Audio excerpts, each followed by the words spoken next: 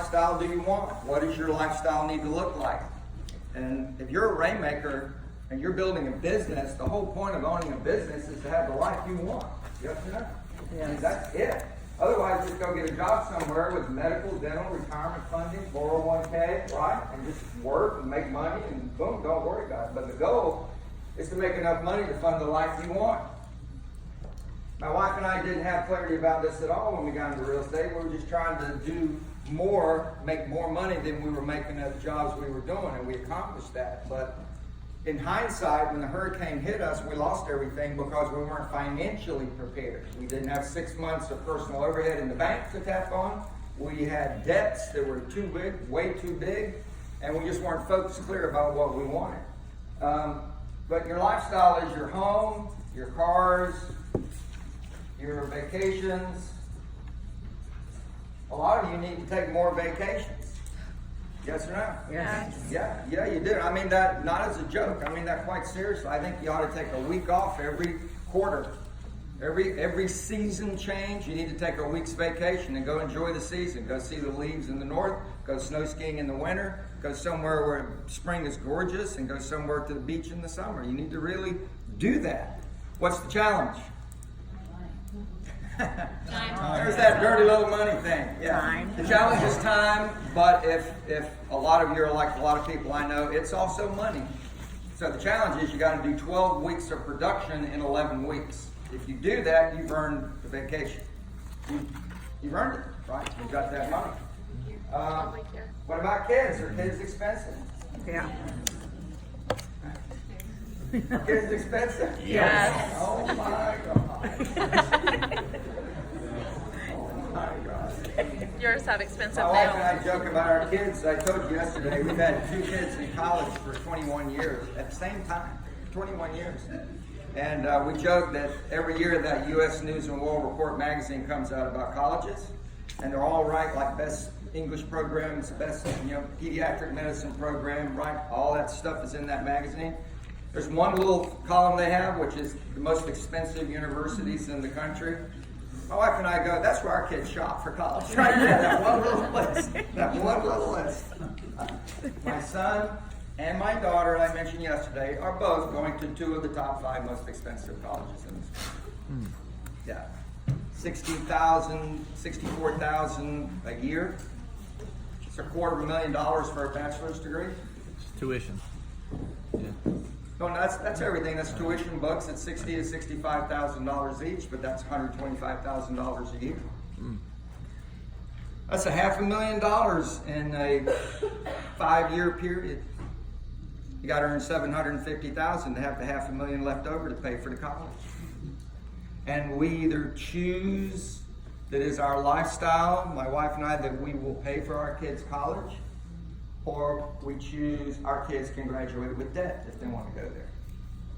Y'all follow that? It's just a choice. It's a choice. What do you want your lifestyle to look like? What do you want it to look like? So kids, parents, if you have retired parents, statistically speaking, what are you potentially staring at? If you have parents that are retired, what might you be staring at when you look at your parents? Assisted living. They're going to run out of money. They're going to run out of money. Statistically speaking, a large amount of retired Americans are going to run out of money. Right now, currently, the fastest growing rate of personal bankruptcy in the United States is people 62 and older. 62 and older. Don't stare at your parents.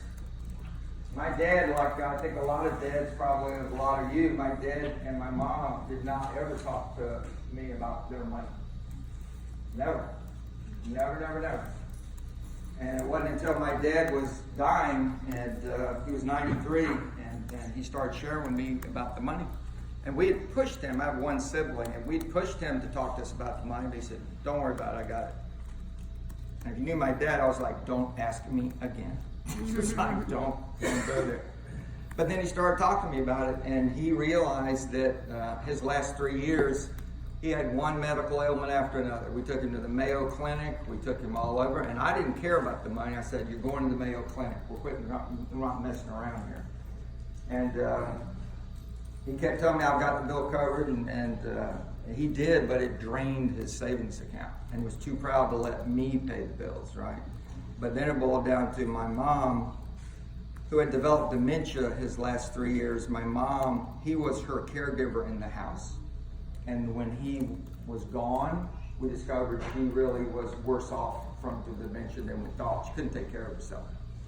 So we had to get round-the-clock care for my mom in the house.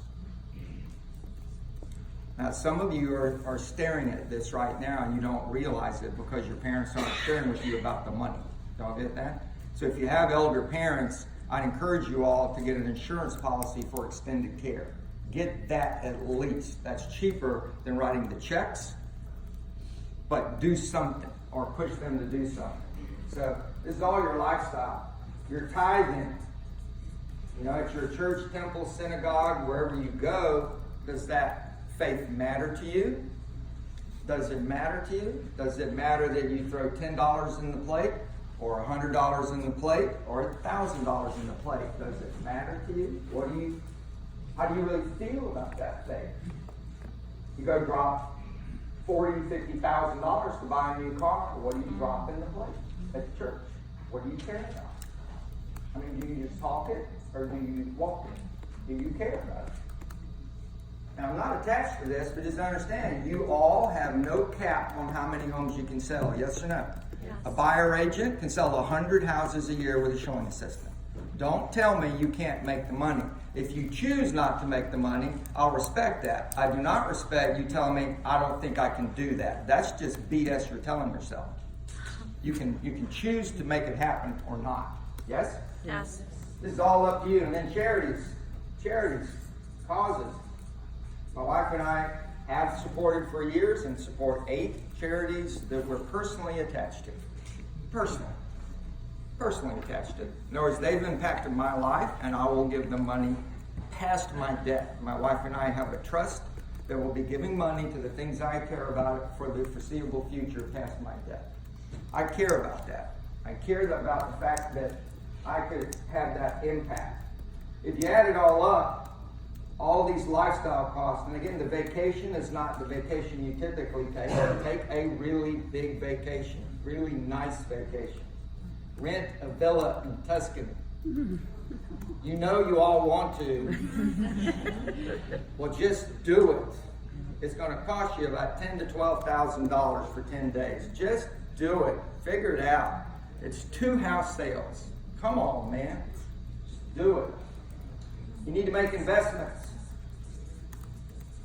Now, I'm going to throw a number here for a lifestyle. This may be too low for some of you, maybe higher than you're thinking, but I'm just going to throw $300,000. Now, this is the cost of your lifestyle. This is not the money to you. This is the cost of your lifestyle, right? $300,000.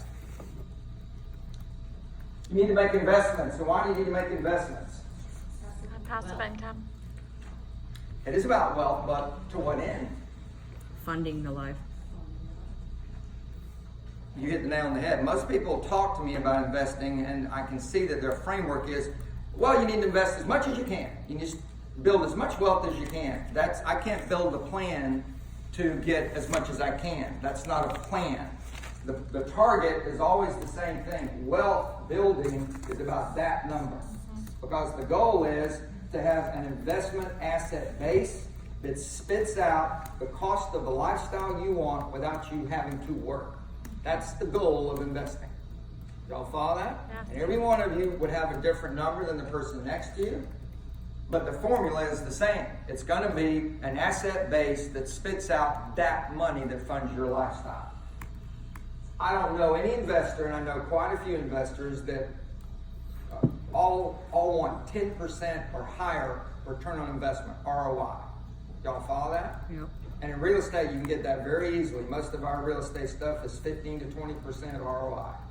The payback is really good. But if you look at investing, that means you need 10 times your lifestyle. So if I want 300 grand coming in without having to work, I'm going to need 3 million in assets. It's that simple, at 10%. Yes or no? Yes. Yeah, it's not complicated. And how do you grow that wealth? How is wealth created? How is $3 million of assets built? It's periodic, small investments of time and money. Periodic, small investments of time and money that after 2 decades, 20 years, will bell curve up into wealth. And this is all about the future. This is not about money. You're going to put some money in and then 6 months later pull some money out. No. Your assets cash flow, it all goes back into buying more assets. Until you've built the asset base, you don't do anything but acquire assets with that money. Every single year, you're acquiring assets. So when you build this, if you wanted to go down and do it in stocks, if you wanted $3 million in stocks and you did the research, remember, investing is periodic investments of time and money. The time is studying the assets and then choosing which asset to buy, and then you spend the money. So if you're doing it in real estate, you need to spend some time on a monthly basis finding about really good investment properties. Yes or no?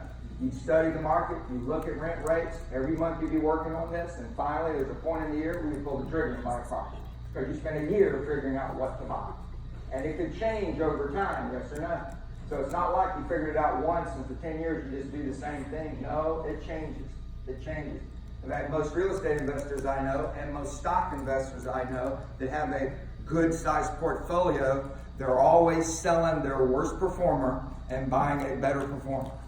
Y'all get that? It's called top grading your portfolio. Nobody I know is ever happy thoroughly with their portfolio. They're always, I got this dog. My wife and I have Argonne Street. We can't stand Argonne Street. It's one of our earliest investments, and it's just driving me crazy. We're getting ready to sell it. But not to take the money. We're going to upgrade into another property. Does that make sense? Mm-hmm. So if you're going to do it in stocks, and you need $3 million, what's it going to cost you? $3 million. You want $3 million in stocks, it's going to cost you $3 million, yes or no? Yes. If you want $3 million in real estate, what's it going to cost you? 20%. 20% down, ladies and gentlemen. What's the math on $3 million? Yes. It's going to cost you $600,000. So which can you get faster? Real The estate. stocks or the real estate? Real The real estate, way faster. But wait a minute, $600,000, that leaves $2.4 million. Where is that coming from? Strangers will shower money on you every month until you're rich. Strangers. Is that true? Yeah. They'll rain money on your head. The key, the real trick to getting really wealthy is you need to create a fountain of money that you're not working for. You need to create a fountain of money that you're not working for. And when you have an opportunity to create the asset base to start the money flowing, it doesn't matter that for 10 or 15 years, it's going to pay off the 2.4 million. It doesn't matter. I now have the money to pay them off pouring in, and I'm not working for that money. Are y'all listening to me? Yes. All I gotta do is scrape up 600 grand, and I'll get strangers to throw 2.4 million at me. That's how people get rich through leverage. That's exactly what it's about. And it is not about, oh my God, it is not about, I gotta find a really good deal. It's gotta be a really good deal. I can't tell how many investors I meet that find I'm in real estate, and I've got a lot of real estate say, hey, I'm an investor too. If you ever get a really good deal, you call me and I'll buy it. I got bad news for you. If I get a really good deal, I'm buying it.